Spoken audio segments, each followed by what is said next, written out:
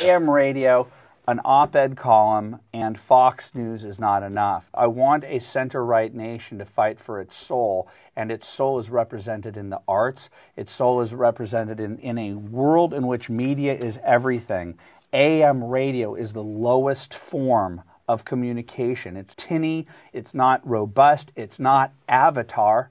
I want Avatar. I want the right to enter the world of media to the extent and invest in media the way that the left does. The fake media is trying to silence us, but we will not let them, because the people know the truth. The fake media tried to stop us from going to the White House, but I'm president and they're not. You're listening to the Curt Schilling Podcast, a Breitbart.com podcast. The podcast starts now. Here's Curt with today's headlines. Hello, everybody. Welcome to podcast number 3 of the Curt Schilling Show. First 2 episodes, I've had a blast. Hope you have too. If you haven't heard them yet, go to Breitbart.com/podcast. They'll be with Sonny Johnson, James Dellingpole, and AWR Hawkins in the lower reg. You'll see them. They should be up on iTunes under the Curt Schilling Show. So day 3, podcast 3, and this is a good one. Today we have NRA President, newly appointed NRA President Oliver North, Colonel Oliver North, and the host of Cam & Company from NRA TV, Cam Edwards, will join us as our second guest today. And by the way, tomorrow, something I've dreamed about is someone on the left side of the aisle joining the show for a debate. Rick Unger is prevalent on the left as a political pundit. He's also on SiriusXM POTUS channel. He's going to be on the show tomorrow, and we're going to talk about some topics that we disagree on. Try to keep it below, the Who concert level decibel level. Anyway, so today we're going to talk with Oliver North, and a lot of people on the left will call on Colonel North's record in the Iran-Contra affair without actually knowing anything about it, what happened, how it happened, what his involvement was. And he was basically caught following orders, which isn't a good excuse, but he was doing what he does and what he did and what he's always done in his life, which is the service to this country in ways that were supposed to be beneficial for us at home and abroad. And I've known Colonel North for a little over a decade, had a chance to meet him virtually over a decade ago. Obviously, as a father, as someone who had a father that served and had family that served, he holds a very important place in my life as a patriot. He is the new president of the NRA, which comes with it immense responsibility. I think he's the perfect choice. All you have to do is look at the liberal reaction to the appointment to realize how great of a choice it was. But the Oliver North I want you to know, the Oliver North I want you to understand, this is who this man is. There's a soundbite. It's a little bit long, but I promise you it's worth every second of your time. He was speaking at a banquet, and he is in full regalia, his uniform, and he's talking about something very dear and honorable and close to all of the people in this country that love and honor and worship its history and its veterans. And I want you to listen to his speech and understand that this is who this man is and has always been. Average age of the young American serving in uniform today is 20 and a half years of age, making him about 10 months older than his grandfather, who would have served in my war. He's a high school graduate. He's a volunteer. He is brighter, better educated, better trained, led, and equipped than any soldier, sailor, airman, guardsman, or Marine of any country in history. He goes to work wearing an 8-pound Kevlar helmet, a 45-pound flak jacket, and today in Kandahar, it was 110 degrees, and he'll hike up those hills and walk back down them without complaining. He's been taught chemistry and physics and ballistics and avionics and electronics to operate and maintain the most sophisticated weapons and equipment ever designed by the hand and mind of man. He can use his body like a weapon, and his weapon like part of his body. And he can take a life or save one because he has been so remarkably well trained. The images of the young Marines and soldiers and sailors and airmen going to Bible studies and religious services aren't staged. They're all real. They're all spontaneous. And nearly all of them are initiated by those young Americans in harm's way. When they gather in prayer circles and huddle up before a mission, they're not going out to play football. They are going into mortal combat, and they know that some of them are liable not to come back. And they do it because they have faith. Just for the grins, how many of you raised a teenage boy? I used to do this when Betsy wasn't there because she eventually told me, I saw you raise your hand. I did that.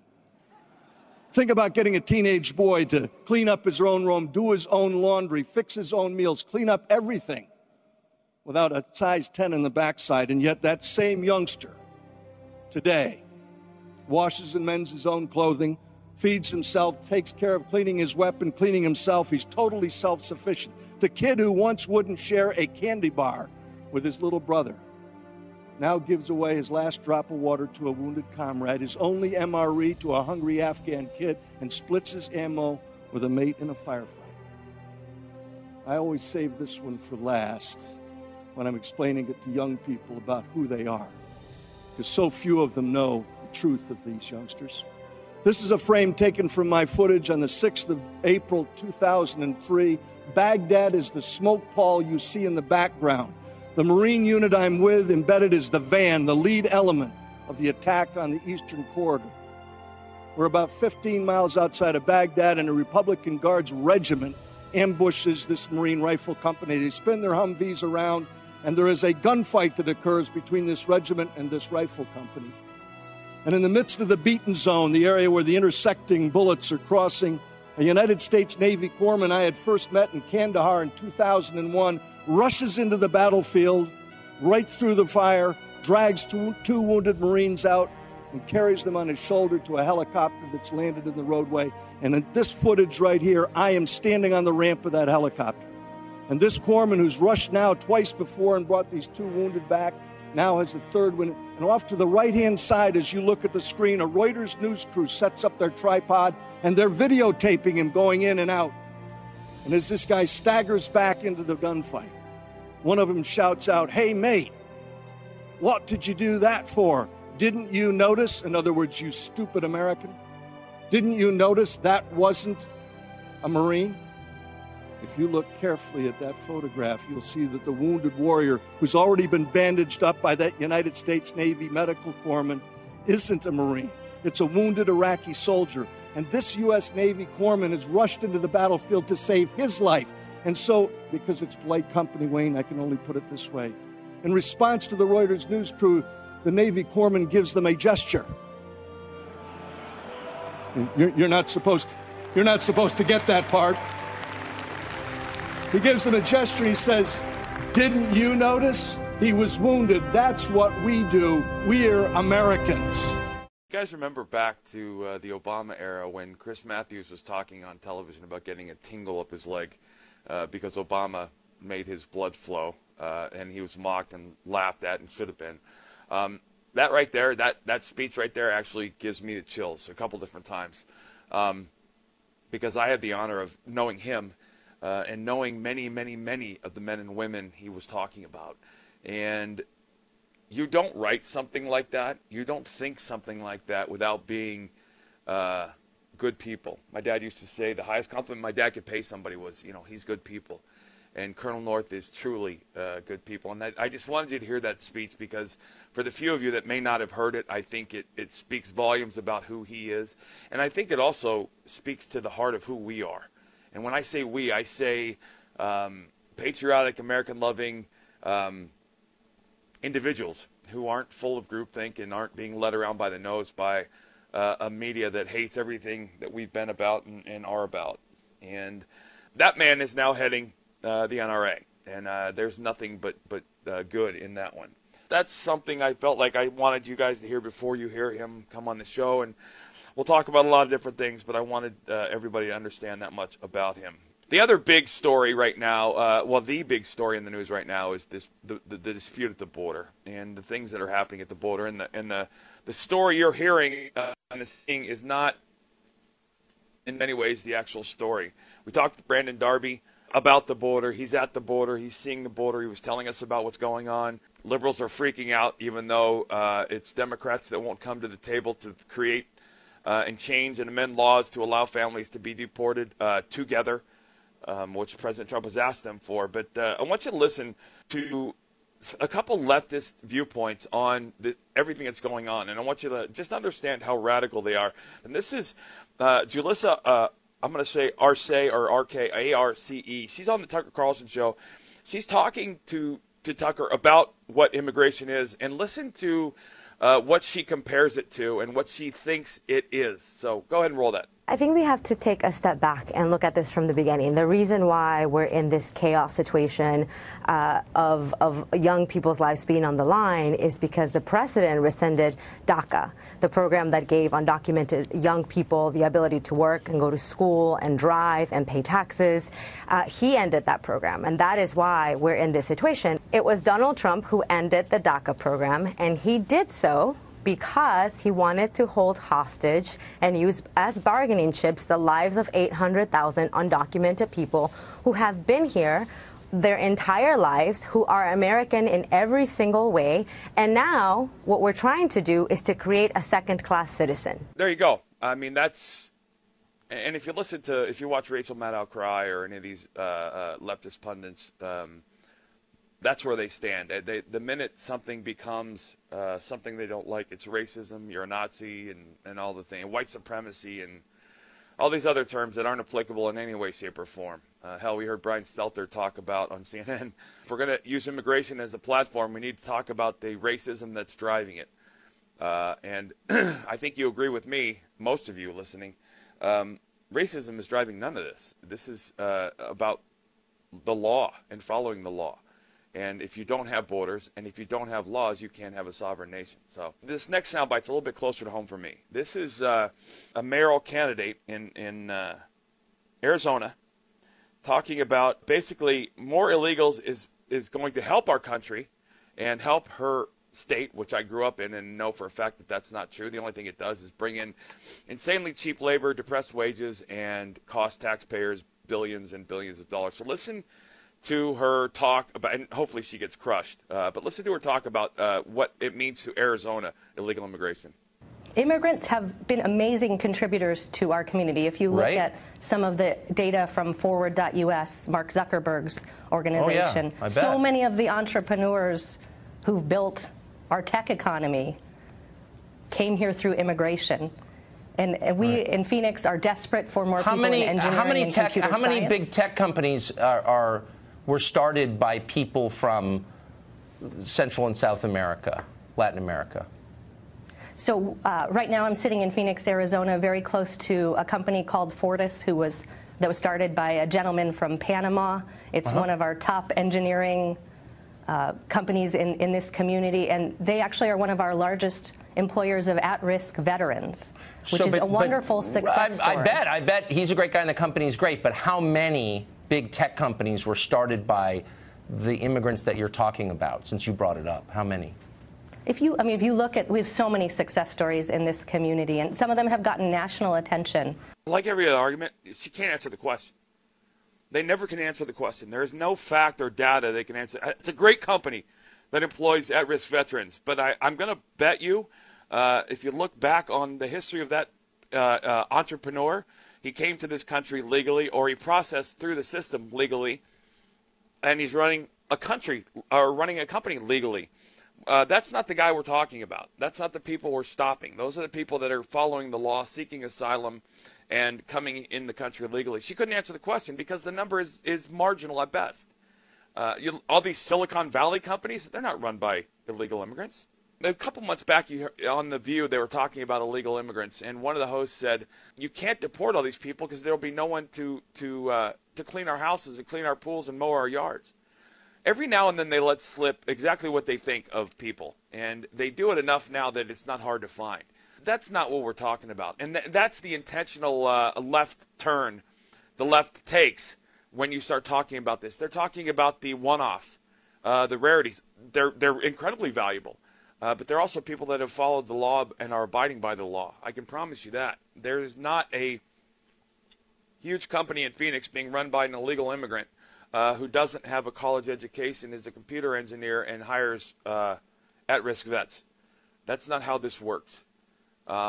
So and Phoenix, like I said, I grew up in Phoenix. It's the fastest growing city in the United States, and the illegal immigration problem is rampant and enormous there. As closer you get to the border, the worse it is.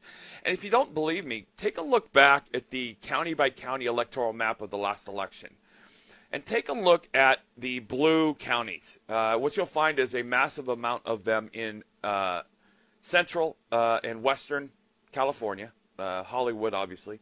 Or you'll see some in Oregon. You'll see the New England states are infested, like New York.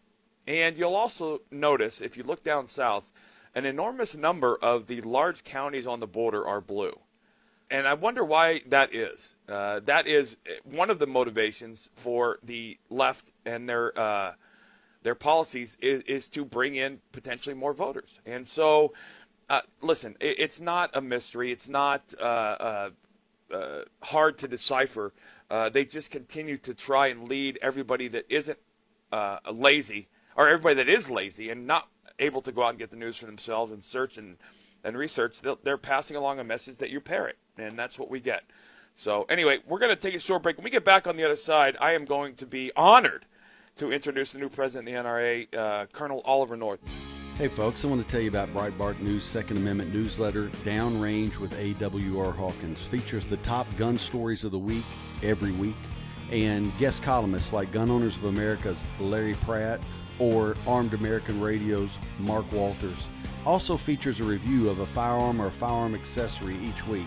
The newsletter downloads on Thursday, comes right to your email inbox. You can subscribe at Breitbart.com/AWR.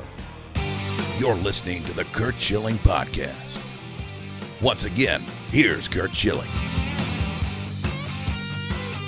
Welcome back to the podcast. Welcome back to all of you guys that are listening. And I want to say a special, sincere hello and thank you and welcome to a man whose friends may know him as Ollie, but who, as a man, my father, who is a Master Sergeant in the United States Army, would come out of his grave if I did that. I'm going to call him by his appropriate title, which is Colonel Oliver North. Good morning, Colonel. How are you, sir?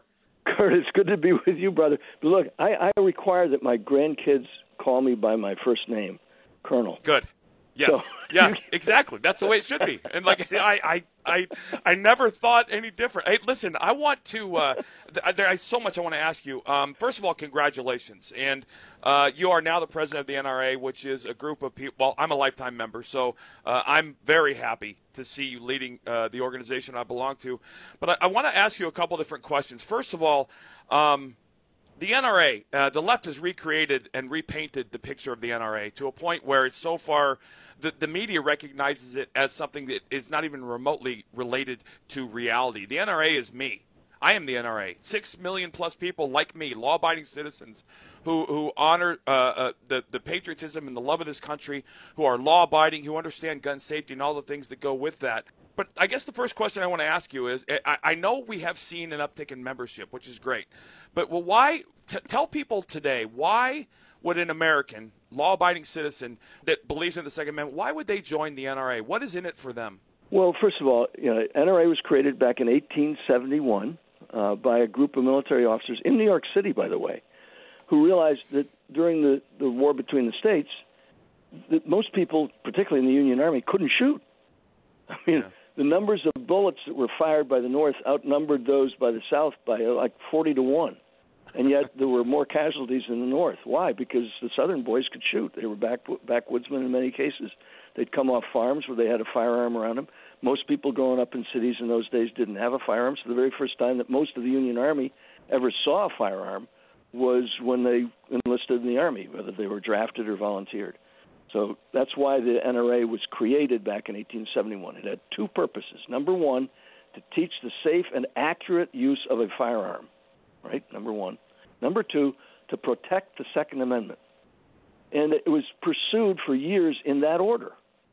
And there'd be local gun clubs that would start up, and every state had its own version of the NRA as their state rifle association.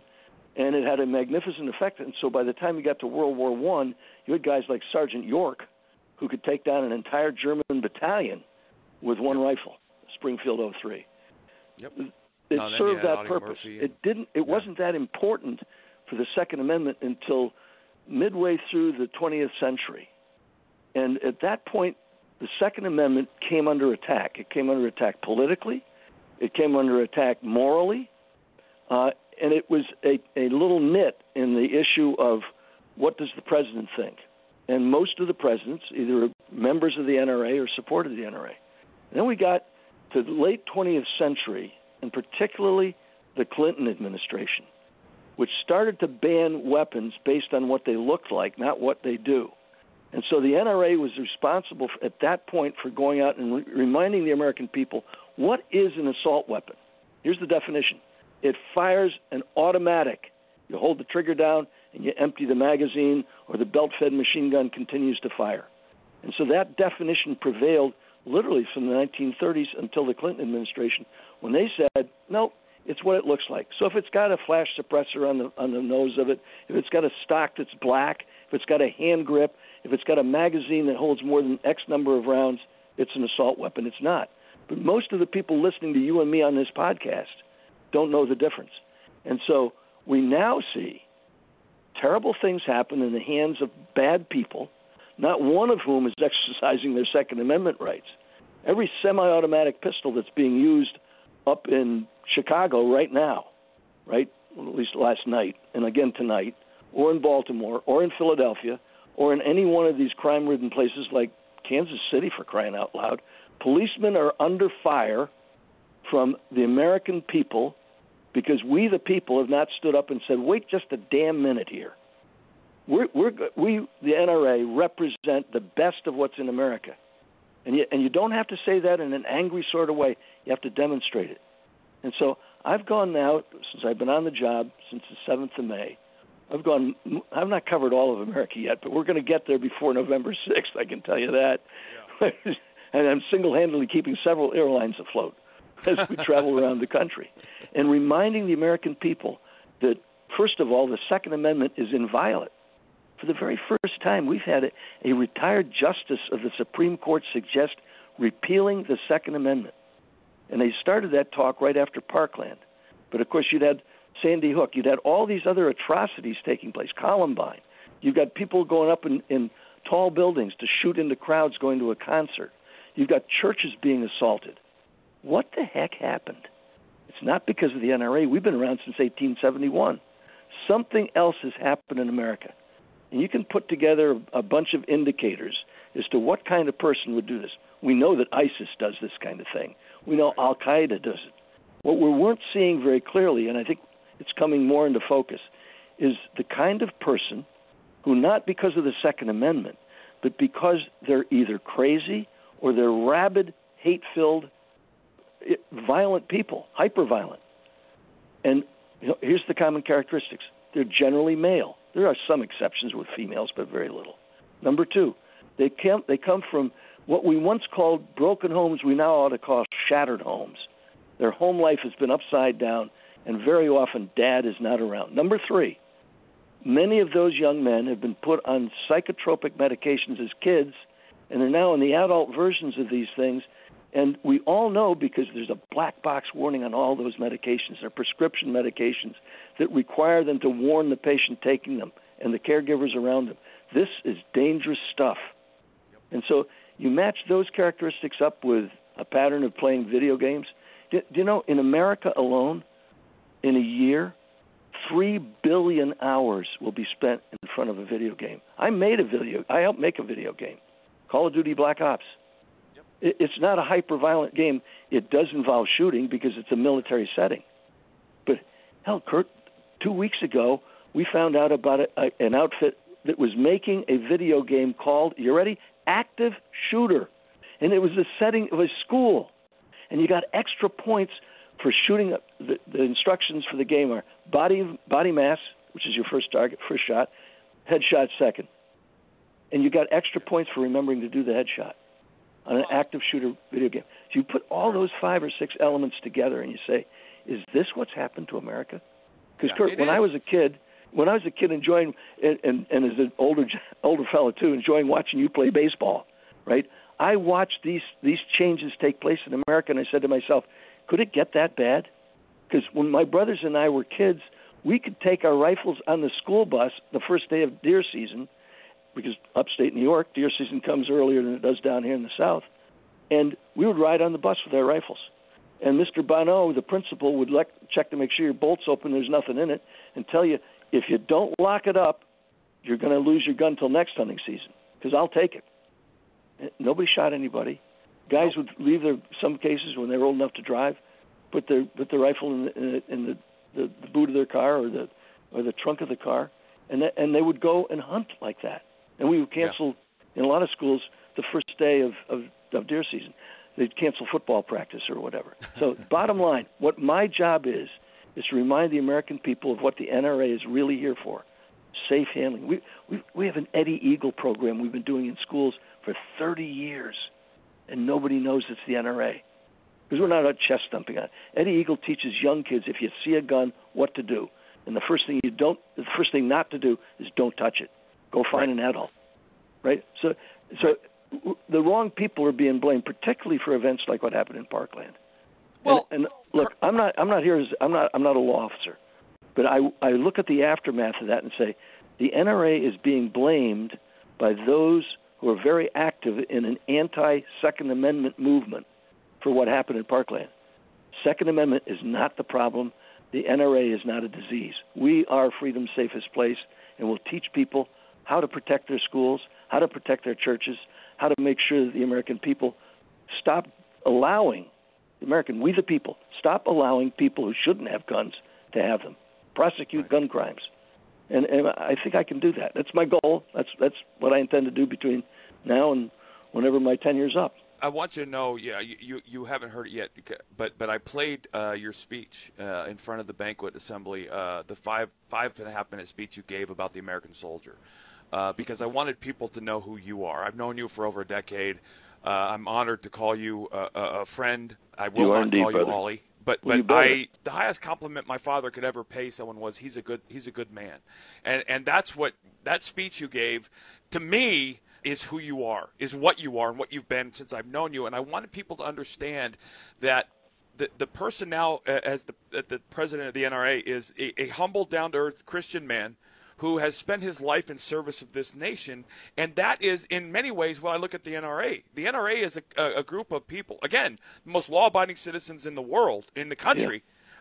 It's me. It's the everyday person. I wanted to touch something. You mentioned something very quickly. I would tell you this. I believe the farther away from the kitchen table and the Bible we've gotten as a nation, the farther down the rabbit hole we've gone. I used to get my head smacked and my ass smacked at the kitchen table daily, having dinner with my family when I did something stupid and wrong, and I didn't do it again. I remember kids driving to school with shotguns in the back windows of their trucks. No one got shot then. No one even thought about getting shot then. It is a moral decay and decline. And here's the thing. My kids play thousands of hours of video games a month. They haven't shot anybody. The fact of the matter is, I believe the number is 28 of the last 29 mass shooters have come from fatherless homes. That's not a coincidence. None of that's a coincidence. Nope. And the NRA is being blamed for these things, while at it really is on the opposite end of the blame. The NRA is about teaching gun safety, but I want to touch something real quick. Women are a minute, if not minuscule, percentage of the mass shootings in history, number one. But more importantly, women, by nature, are physically different than men. They're smaller, they're less strong, and so self-defense is a priority to them. Many women, and women that are listening to this show, tell them what the NRA can provide for them, because I think there's even if you don't buy a firearm, understanding how to conduct yourself in presence of a firearm is every bit as important, in my opinion. Not just women. I tell my colleagues, our colleagues in the Fourth Estate, right, that one, they don't know what they're talking about in most cases. They call a magazine, they call it a clip. They look at a firearm and they say it's an assault rifle when it's not. I mean, the NRA has, get this, 13,000 certified instructors who teach firearm safety. Many of them can be found if a person listening to this, particularly a woman, walks into a firearm store where they sell guns. I'm not talking about a Walmart. I'm talking about a gun store. And you say to the person on the other side of the counter, who, by the way, in almost every case will be wearing a sidearm because they don't want bad people coming in and stealing a store full of them, and ask that person, is there an NRA certified instructor here in this store, or do you know one? In almost every case, if they don't find it, call me at the NRA. I'll give you the phone number because we'll find you one. And if you learn to shoot by an NRA certified instructor, you don't have to belong to the NRA. It helps. I would encourage you to join. You'll get a lot of information you otherwise would not have been able to get. But particularly a woman, because, you know, there have been more women victims of mass shootings than there have been women mass shooting shooters. Does that tell you something? In other words, women are more vulnerable today because they don't know how to defend themselves. They've never been taught. And the press has convinced them that the gun itself is evil. It's not, nor is the NRA. We are here. We're about to announce a major expansion of a program called School Shield. Okay? I met with parents who had a youngster killed at Parkland School on the 14th of April. Okay? I met with them in February. I met with them yesterday. Okay? And I think that what we're going to see is a number of school systems around the country are going to invest themselves in our program. It's free. The assessment that we'll do from NRA School Shield is free. It would cost $30,000 to $50,000 to do it if you paid a company to do it. We're doing it for free. We'll train the assessors in your community, and we'll work with the school system, the principal of that school, and with the local law enforcement, in many cases a police department or sheriff's department. And we will give you that assessment, not release it publicly so that Johnny Weirdo gets a copy of it, but these are the vulnerabilities you have in your school.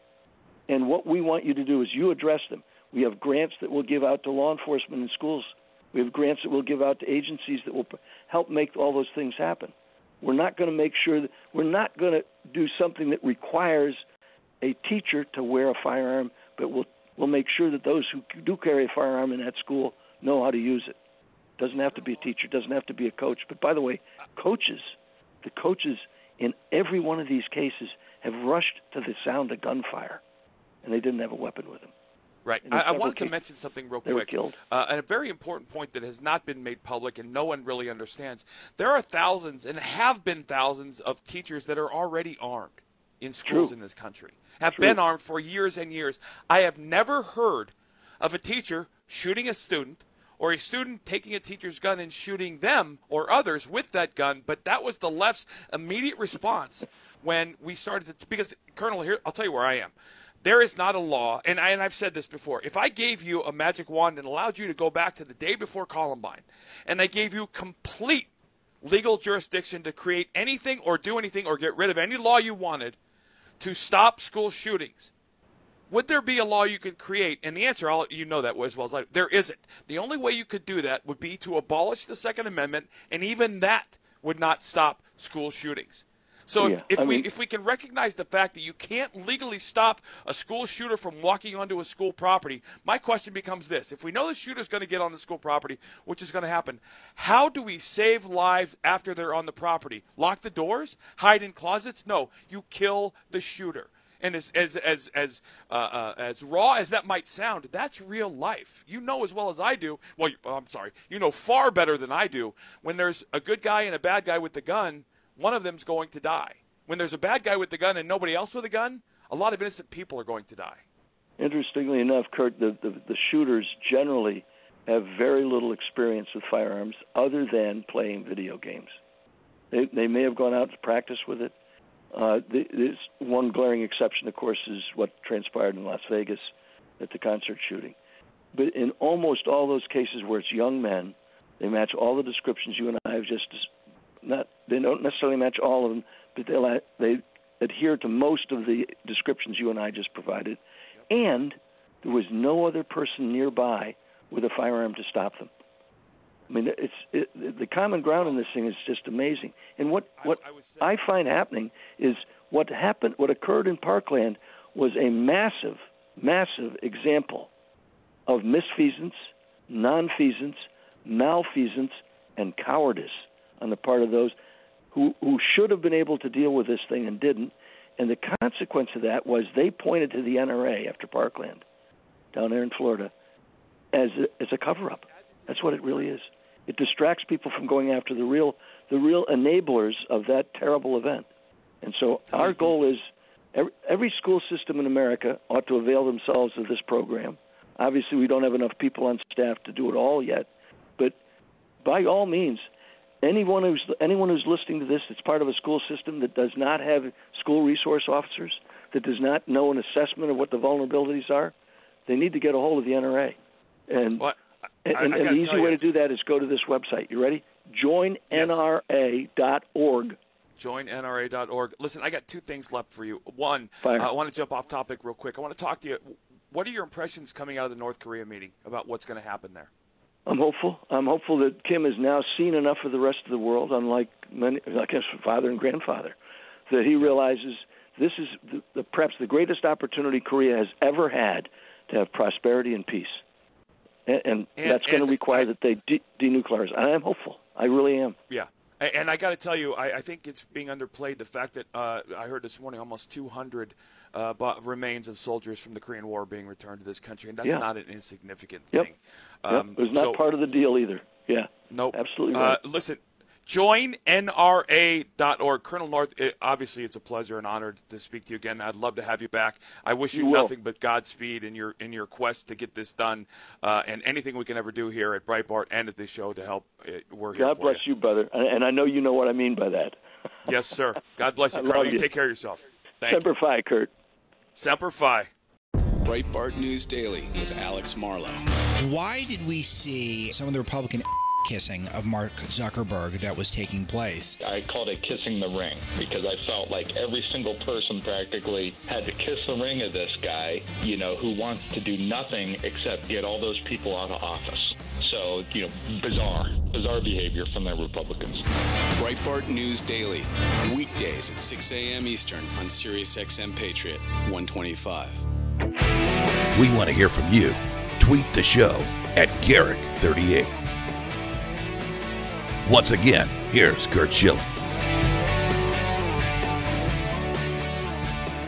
Welcome back to podcast number 3, guys. And joining me now on the heels of Colonel Oliver North is another man, the host of Cam and Company on NRA TV, the one and only Cam Edwards. Good morning, Cam. What's going on, bud? Hey, Curt. How are you, sir? Doing well. So, first of all, I just read your newest show is up, show 1,132 of Cam and Company is up, which and it's 2 to 5 Eastern on NRA TV every day. 2 to 5 Eastern on NRA TV, absolutely. You can also get it as a podcast on iTunes or iHeartRadio.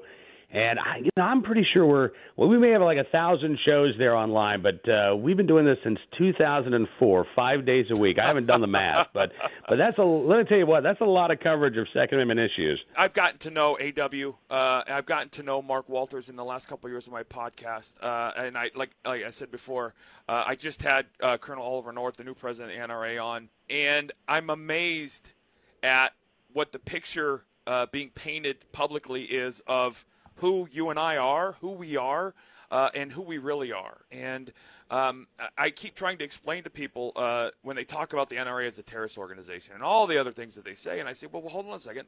I'm the NRA. The NRA is me. It's 6 million people like me, law-abiding citizens who, by the way, statistically commit fewer crimes than police officers, which should be a statistic that matters. It does amazing things, millions and millions of dollars on programs around the country to teach gun safety. It affords women an opportunity to protect themselves. And it was not a topic I had thought about talking about, but Colonel North was talking about the NRA being a place where women can come. You don't have to buy a firearm. You don't have to be a member, but you can teach yourself gun safety or get taught gun safety by certified instructors. And that message has been lost. I mean, when you go in, the social media galaxy right now is frantic and it's reactive.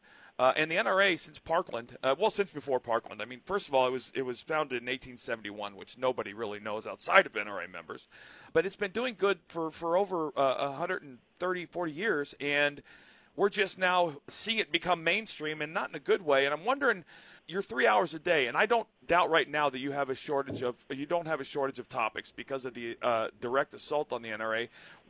What's your feeling today, after a year and a half after President Trump is in, when I thought national reciprocity was going to be passed a week after he got elected? We're farther away from some Second Amendment laws that should be laws than we were a year and a half ago. We are. I'll tell you what, I was a little more sanguine about the prospects of national right to carry reciprocity just because of the numbers in the Senate and having to get 60 votes and having 10 Democrats that were, elected in states that were won by Donald Trump. I was hopeful that we could peel some of those away.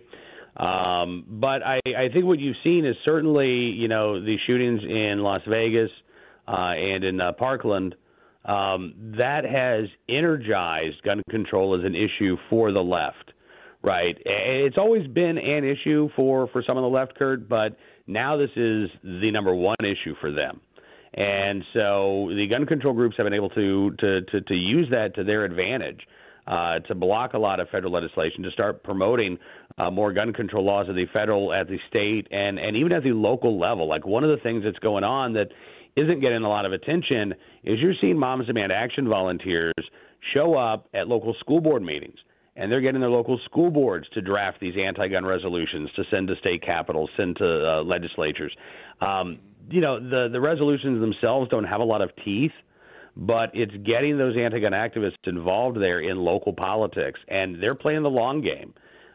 So it's not just about what happens in November of 2018. It's about what happens in November of 2020 and what they can do with the electoral gains that they're hoping to make. Yep.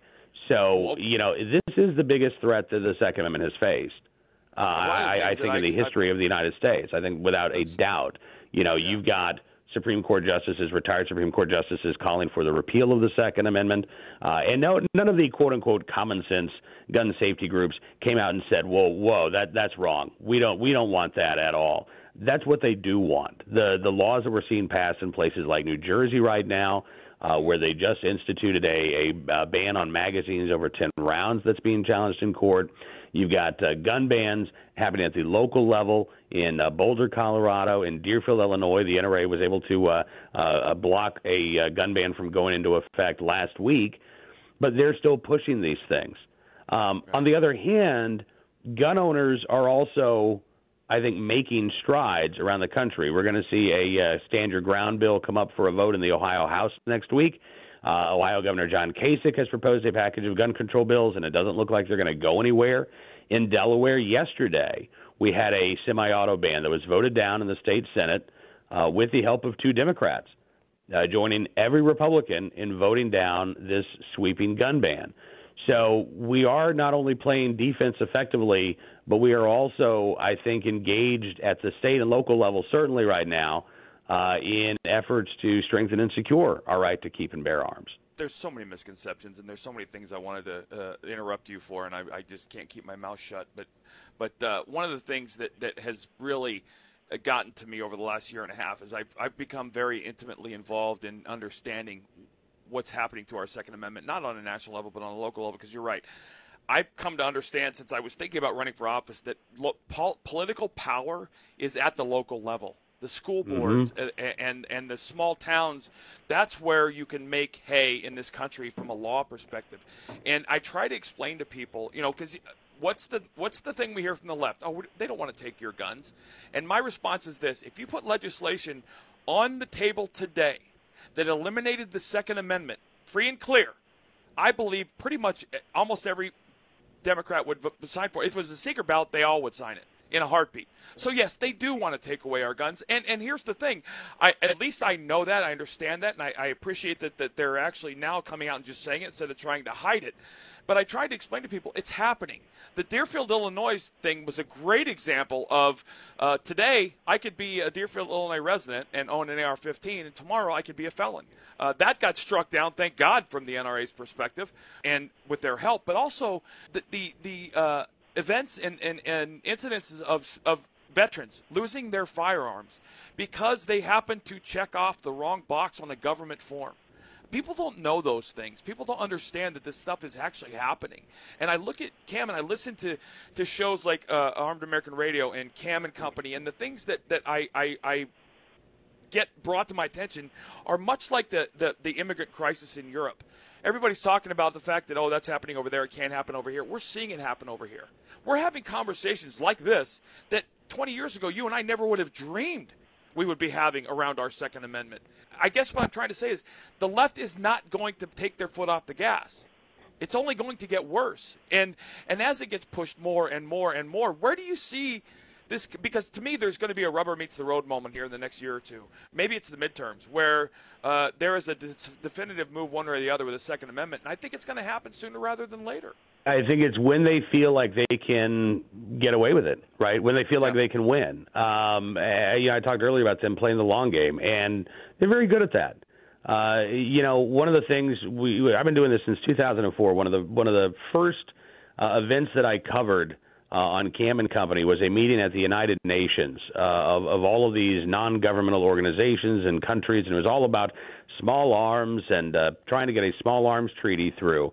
And they didn't do it. They weren't successful in 2004, but they kept working at it. They kept working at it and going back. And years later, they actually did get a small arms treaty passed through the United Nations. They are very good about dealing with setbacks on their end because they're professionals, right? They're a little bit more. And it's weird, Curt, because their whole argument is based on emotion. And yet they're a little bit more dispassionate about the tactics that they're using, right? They're willing to play and able to play the long game.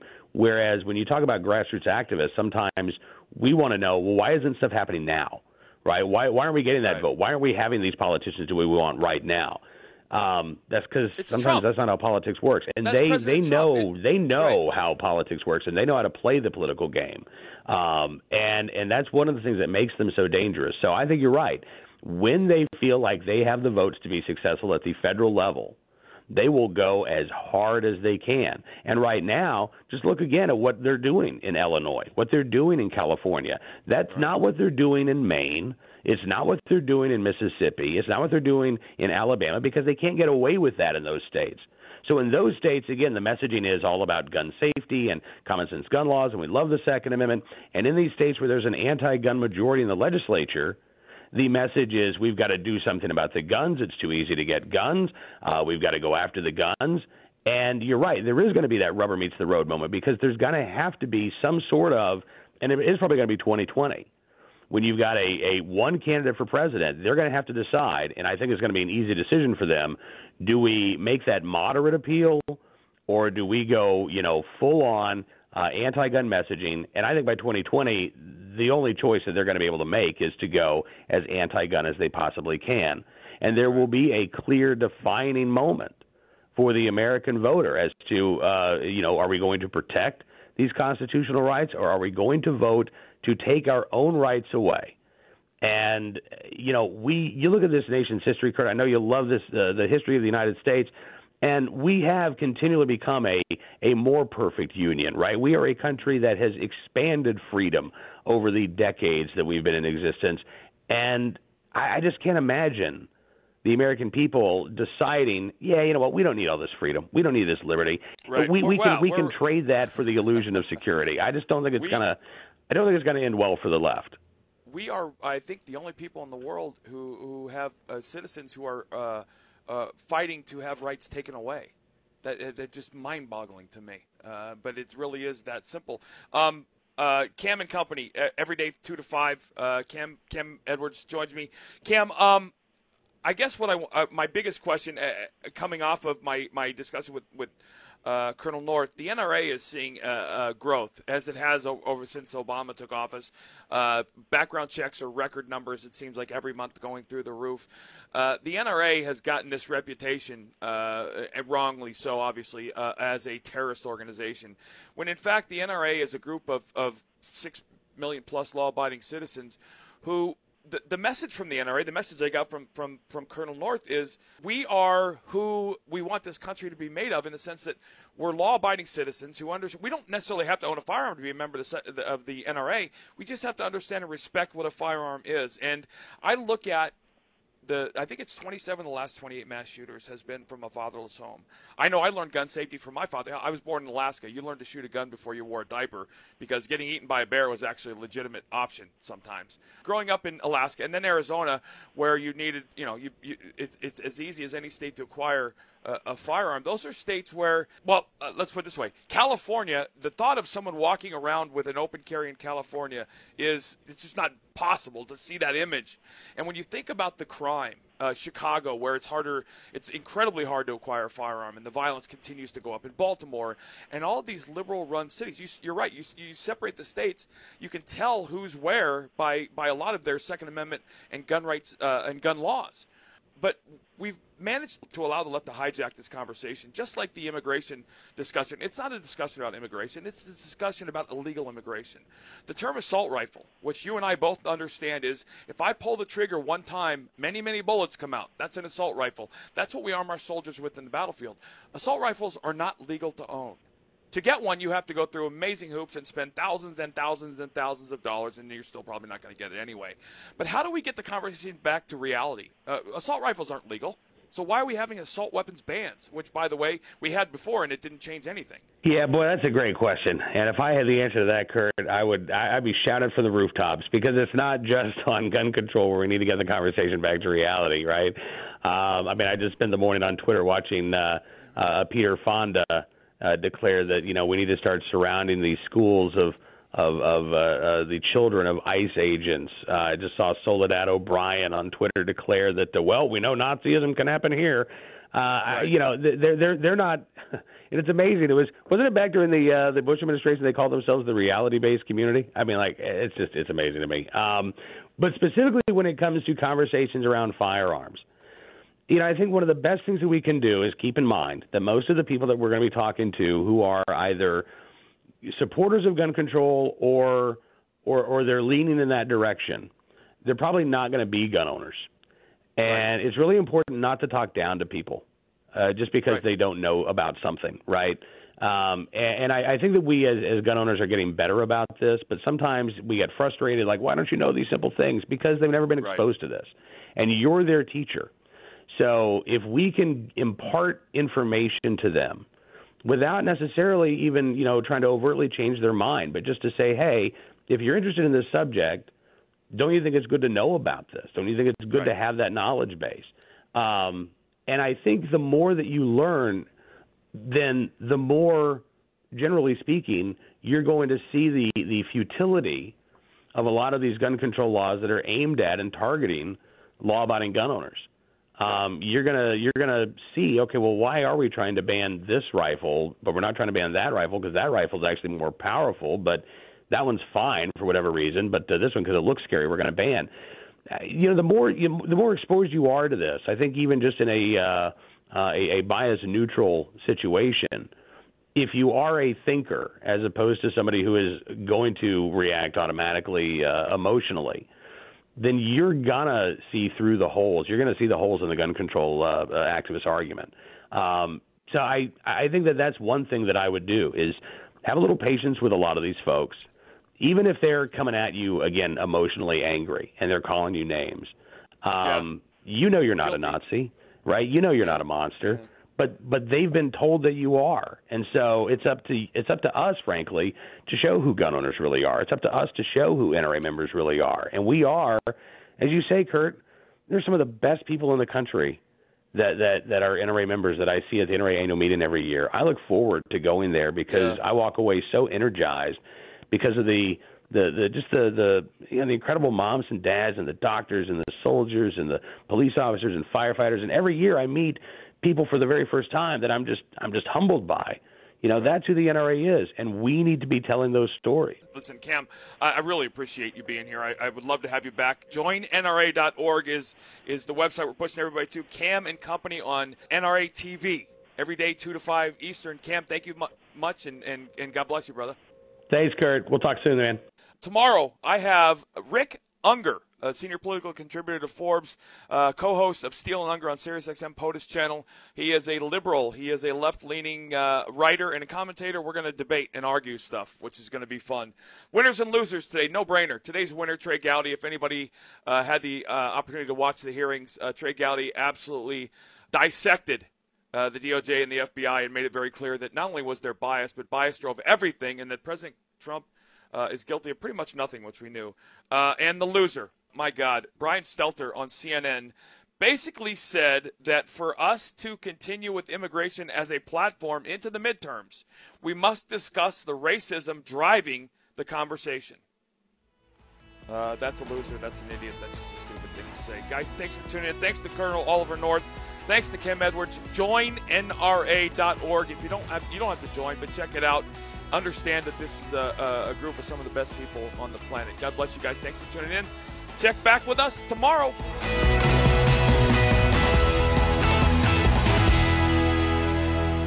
Breitbart News Tonight with Joel Pollack and Rebecca Mansour. The real thing that the left is angry about is they're like, how could you allow these Russian memes? Somebody saw a meme and then they decided they had to vote for Trump. Or it must have been fake news. And by fake news, they mean conservative websites. Come on. But this is what the left thinks. Fake news. And by fake news, what they mean is shut down Breitbart. Breitbart News Tonight. Weeknights starting at 9 p.m. East on SiriusXM Patriot 125.